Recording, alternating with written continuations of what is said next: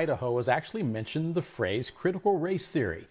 But now 20 more states say they plan to ban it from schools. And Rashawn Ray is the senior fellow for governor studies at the Brookings Institution. He joins us now. So, Rashawn, let's begin with the question, it. What is it? What is the real definition of the critical race theory? So thank you as always for having me on.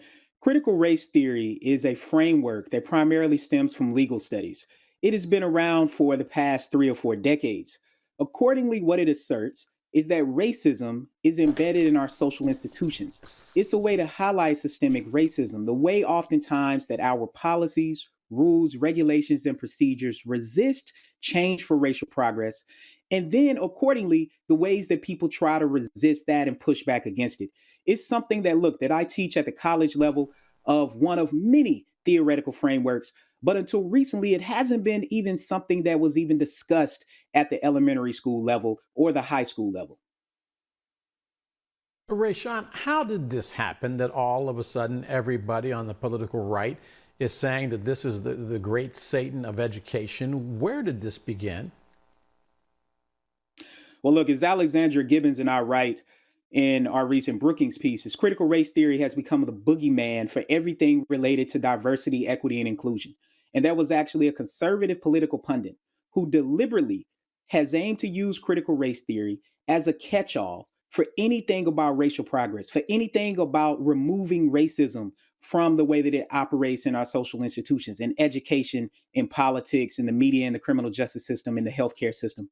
And so accordingly, what's happened is Fox News in particular has picked it up. Some of the analyses we did, we found in a very short period of time that Fox News used the word critical race theory about 1,300 times, and they used it in a myriad of ways that were really synonyms for other sorts of terms that we use. And we have to recognize from Texas to Georgia to other parts around the country, Idaho, people have a problem with the fact that we are saying that everyone should be treated the same. And accordingly, the big thing people have a problem with is that when we say that social institutions are embedded with racism, there are some people who are so connected to their American identity that they can't separate themselves from the social institutions that govern us.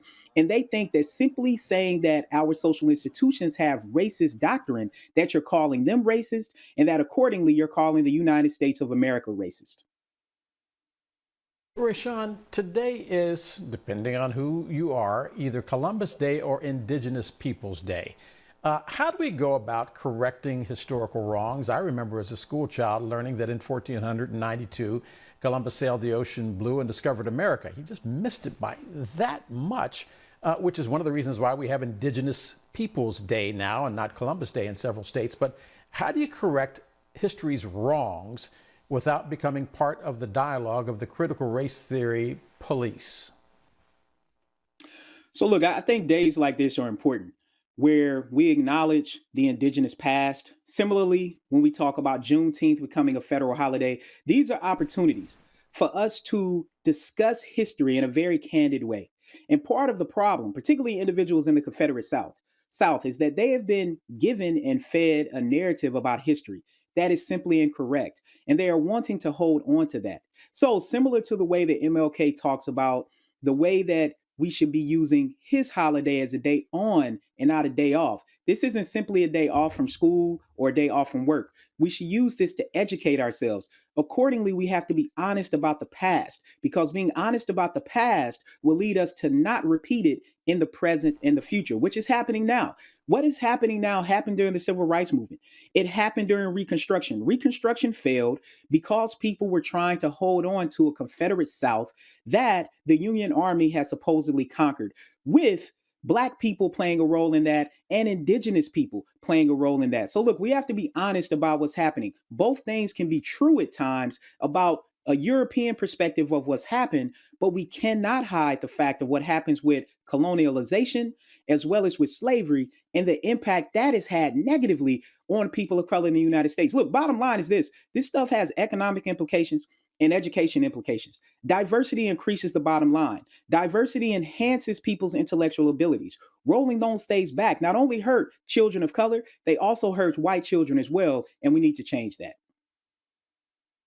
Rashawn Ray is the Senior Fellow for Governance Studies at the Brookings Institution and one of the smartest people I know, by the way. Rashawn, as always, thanks for being with us.